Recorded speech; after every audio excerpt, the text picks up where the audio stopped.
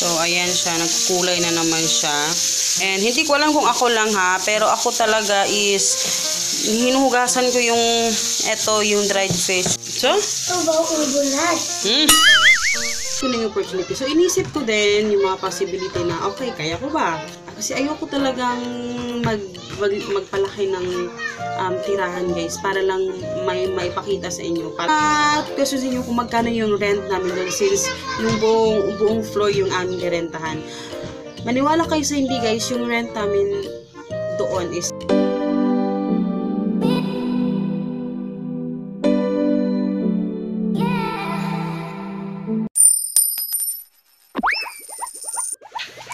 Hello! Good morning guys! So, ngayon pala is January 30, 2019. Today is Wednesday. And actually, galing na kami sa may-ari nitong apartment. And then, nagbayad na kami. Pero, magsa-start yung aming, hindi ko alam kasi bukas na pala yung last day. Kasi 30 hanggang 31 ngayon, diba?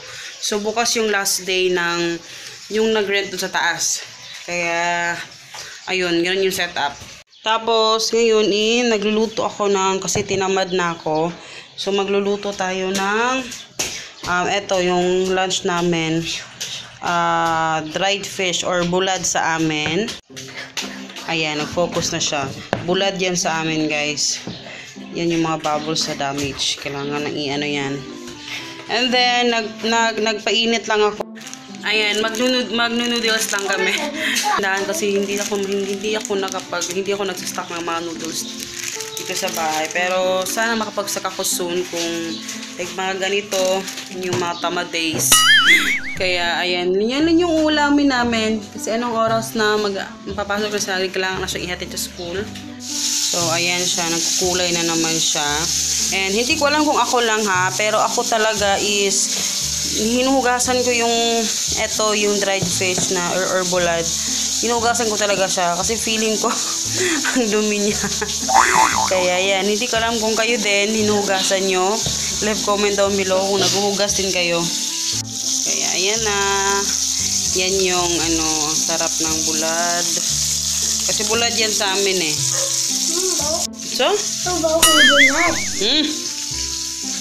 Kaya.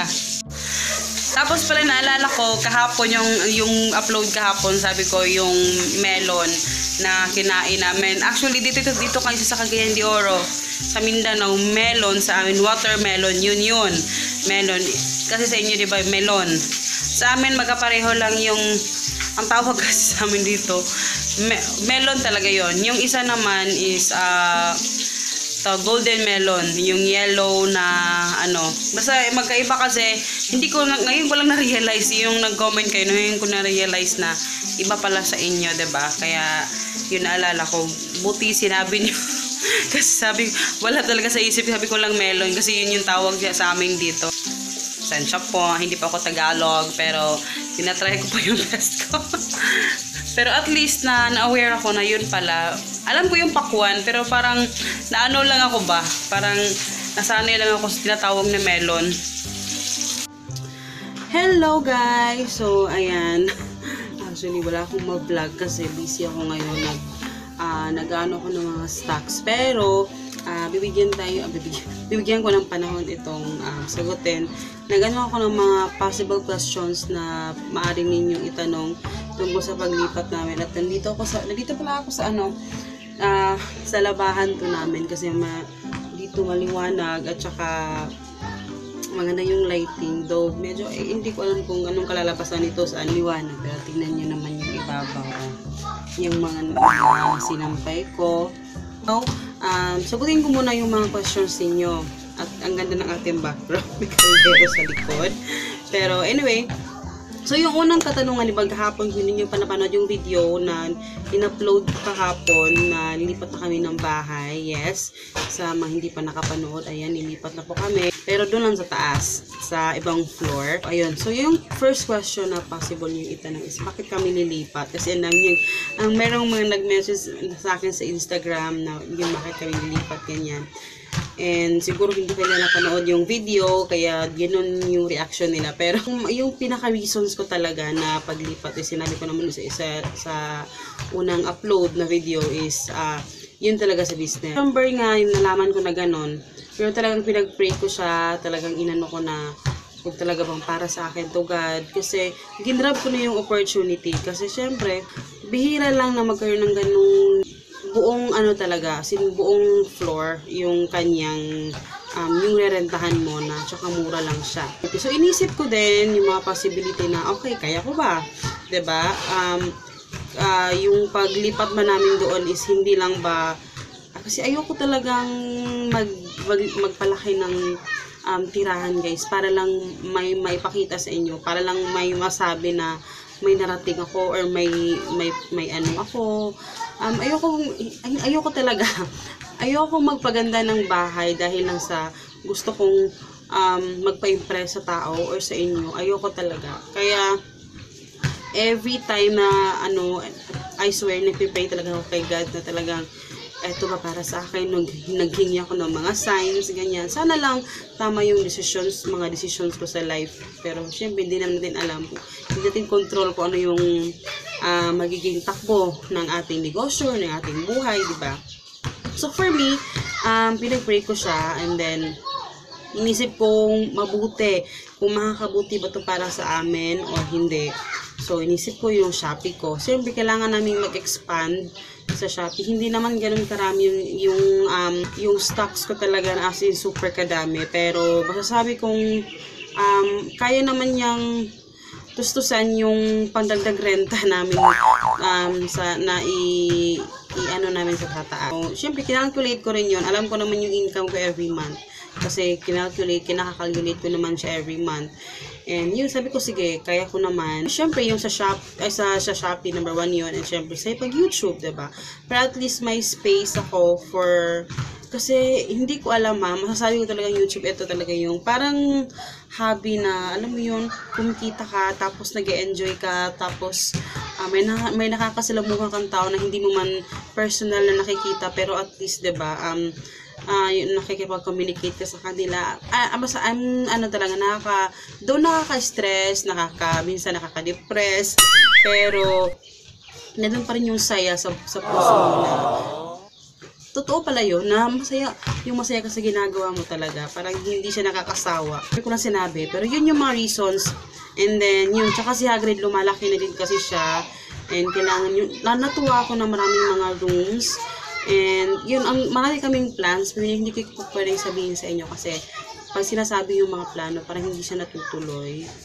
Kasi parang, syempre may mga expectations na. So, maganda yung, i-keep ko muna yung mga secret na, yung mga plans namin for now.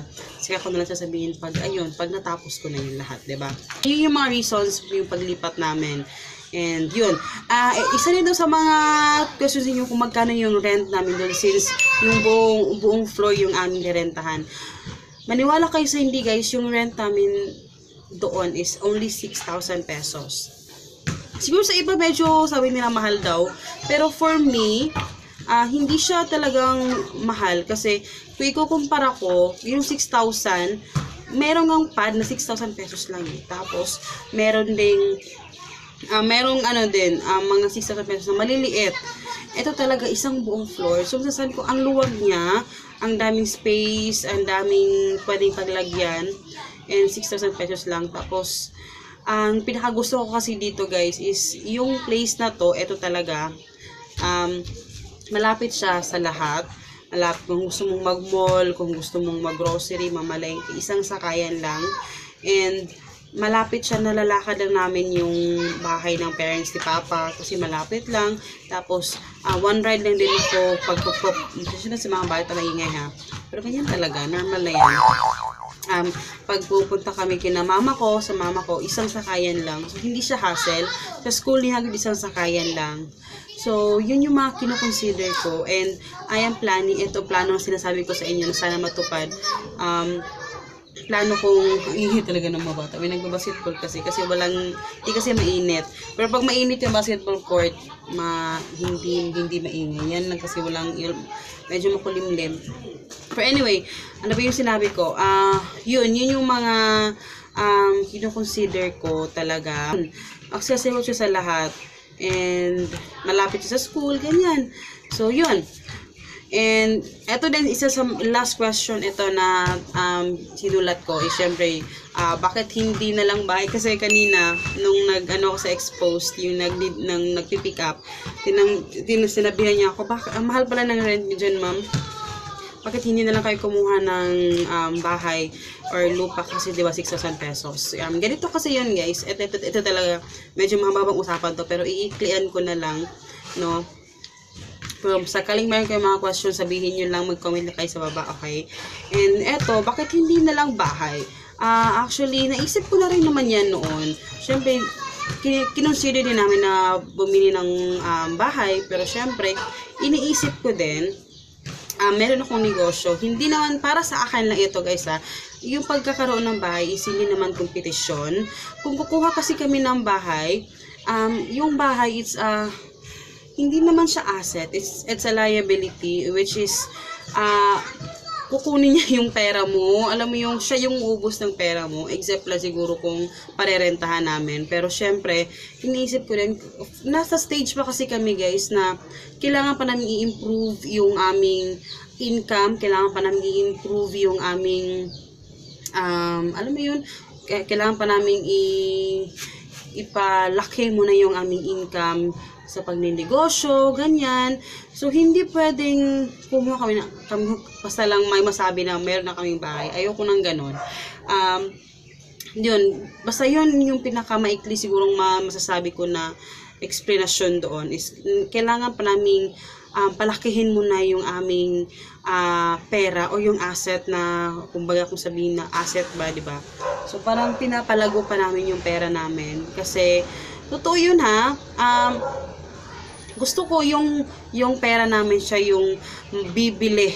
Siya yung bibili para sa amin. Siya yung bibili ng lupa, siya yung bibili ng kotse para sa amin. Yung mga asset na pinagkakaabalahan namin o yung mga ang tawag doon. Basta yun. Basta yun. Ayokong bumili ng bahay na dahil pinagpagura ni Papa sa pagtatrabaho, ganyan. Ayoko. Gusto ko yung mga income na dinadagdag ko sa amin, sa aming pamilya. Gusto ko yun yung bubuhay sa amin. Gusto ko yun yung bibigay sa amin ng kaginhawaan. Ganon, ang lalim na. Pero ganon siya, guys. So, nanon po kami sa stage na ganon. Ayoko hindi naman kompetisyon. And I'm planning na hopefully, sana, diba, kung mag-succeed man ako sa aking negosyo or whatsoever, kung saan man ako mag-succeed, gusto kong bumili na lang ng lupa na malapit lang dito. Kasi gusto ko din naman na malapit lang din naman sa mga in-laws ko, sa parents ko. So, at saka, meron mga lupa ngayon, ang liliit. Considered na ang mahal niya, ang liliit ng mga bahay. And madali lang sabihin talaga na bakit hindi ka na lang bumili ng bahay, ganyan. Pero kung iisipin mo naman talaga, hindi naman magiging sayo yan hanggang hindi fully paid. Okay? Sa bangko pa rin yan, hindi sayo yan. Kasi basta sa ibang pagkakataon pag-uusapan natin yan, yung aking mga pananaw dyan. Pero for me, yan yung aking So ngayon, pinapa-improve ko pa yung aming income or yung aming nagdadagdag pa ako ng mga assets na mabibigay ng income para sa amin. Yun lang muna. At saka hindi naman lugi. Kasi sabihin yung iba, napakalugi naman kasi ang laki ng ang laki ng nire-rent nyo dyan, tapos yung sa bahay na may mga 2,000 lang, 3,000. Pero iisipin nyo yun, guys, hindi, yung bahay na rirentahan namin is hindi lang naman yan tinutuloy, hindi lang basta lang namin yan tinutuluyan or inuuwian. Merong negosyo dyan. Nag-generate ng income yan. Yan, 'di ba? Yun yung alabalay kong sinasabi, hindi siya sa mahal kasi even naman yung yung SM store, yung mga tindahan, yung mga butik, nagre-rent din sila dyan, guys. Pero syempre, iisipin mo rin kung kaya mo ba yung rent, 'di ba? So yung business ko, may plano naman akong i-expand siya. Kaya hindi siya sayang yung pagre-rent kasi nagge-generate naman siya ng income, hindi lang siya basta tuluyan, 'di ba? So ganun, ang dami mga explanation, pero for now yan lang muna yung gusto kong sabihin. Sana ay at least meron naman akong na ano sa inyo. At least meron kayo napulot na konting mga ano doon, mga tip or mga ano doon, 'di ba? Pero yun lang, guys, magpapaalam na rin ako sa inyo dahil alam nyo, ang bilis ko na mag-edit ngayon. Mamaya i-upload ko na tong video. Kasi alam ko, pag may time ako talagang ina-upload ko kaagad, kahit mahirap, hindi ako nag-upload dito sa bahay, dito sa computer shop. So, ina-upload ko talaga yun doon. And, yun. So, yun lang, guys. I hope you guys enjoy. Sana ay, sa susunod na vlog, sana ay nandun na kami sa bagong bahay. Yun. So, see you in my next video, guys. Bye!